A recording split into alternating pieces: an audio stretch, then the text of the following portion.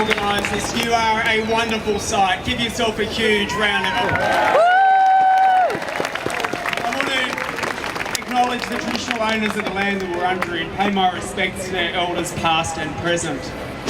There are thousands of people in Melbourne who wish every day there was a better way than being stuck in traffic on the Eastern Freeway just trying to get into work. There are thousands of people right around this city who do not want to be in traffic jams on Hoddle Street or Alexandra Parade, and there are hundreds of thousands of people right across this state who, like me, are sick of being promised every state election year these wonderful investments in public transport, only to find the only project that's ever on the table is roads. Well, we are here today to say, come this election, we are going to hold your feet to the fire and make sure that we have trains, not tollways, in Melbourne.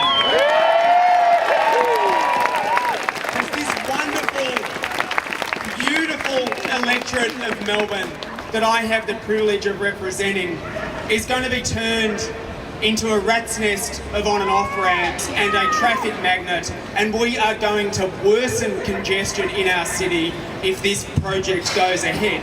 And we are now at a crossroads. If you've been lucky enough to travel around the world, you know you've been to a great city if you can get around without having to use a car. Melbourne can be a world-leading public transport city.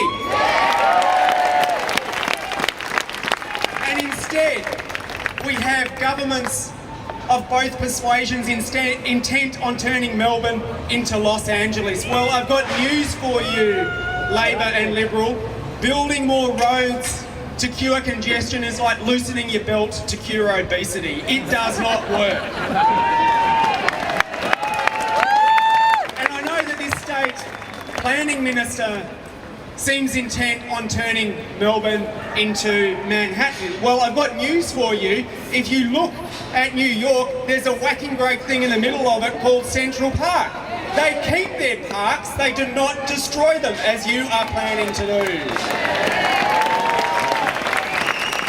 And this plan is going to take the vibrant lungs of our city in Royal Park and turn them into a series of on and off ramps and toll roads. And the wonderful Rostraw Field, one of the last areas that we've got up in that north bit of Royal Park, where the original vegetation is still there, is going to be turned into on and off ramps. And people like Karima, who you've heard from before, in the Flemington Flats, will be able to reach out from their public housing flat and almost touch the huge overpass that is going to go now. Basically, it's a duplicated CityLink between the current CityLink overpass and their flats, somewhere between 25 and 50 metres from the border of where people are living.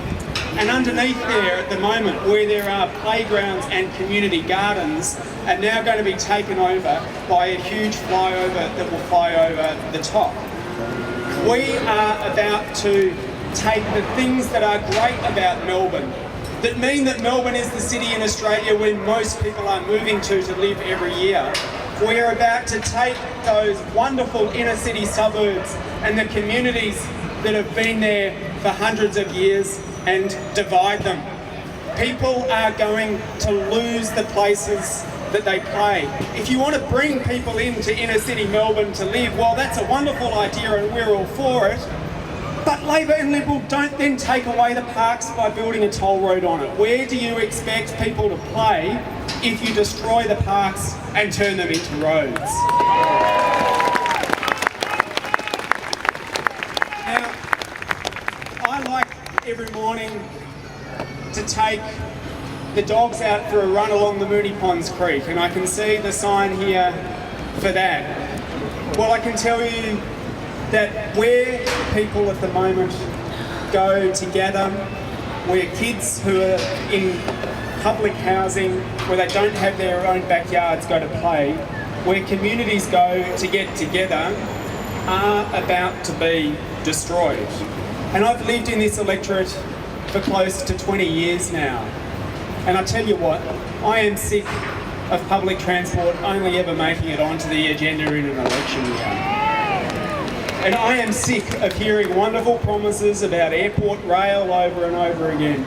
I am sick of people talking about a rail line out to Doncaster over and over again, and only to find that the only thing that is ever on the table is the east-west tollway. It was born under the previous Labor government. Now the current Napthine government is raising it and hoping it will get on its feet, but I have news for you. Come this state election, it might well be, if we do our jobs right, that holding the balance of power in this state is not a nutter from Frankston who talks about restricting a woman's right to choose, but we will have candidates and members of parliament in the balance of power after this state election who will say, we are only going to support you on the condition that you rip up the contracts for this east-west link and build public transport instead. Because we know you can do it. The legal advice is there. It's not often that I say have a look at Tony Abbott as an example, but I spent the last 3 years in the last parliament watching Tony Abbott run around saying, I am going to rip up action on climate change, and I saw wind farms and solar projects saying, well, we're not going to sign the contracts then until we wait and see what the outcome is. Well, Daniel Andrews, do the same. Promise to rip up the contracts and this thing will not go ahead. We have a very, very simple message here today.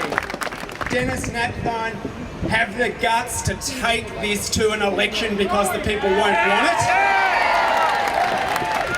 And if you do take the gutless course of ramming through the contracts before the election, then Labor have the guts to stand up for the community and rip them up and build public transport instead. Because we are here fighting not just for all of us in the inner city who want a great place to live and want to protect what's good about Melbourne. We are fighting for everyone in the eastern suburbs who wants to spend more time with their family and who would rather get home on a train than be stuck in cars on the eastern freeway. We are here for everyone who wants the Melbourne Metro rail link built, because we know that if the money goes into this project, there will be not one single dollar available to fund any of the public transport promises after this election.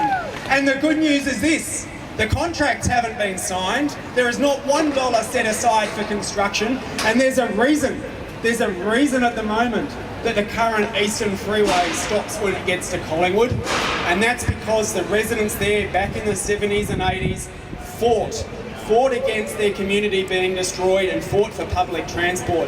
And just as they stopped the Eastern Freeway right there at the doorstep there, we are going to stop this east-west link as well, and we are going to put money into public transport. So I want every one of you as we're marching down the street to know that you're marching not just for yourself, but you are marching for the future of public transport in Melbourne. You are marching to make sure that Melbourne doesn't become Los Angeles, but remains the world's most livable city. Good on you, and we will win.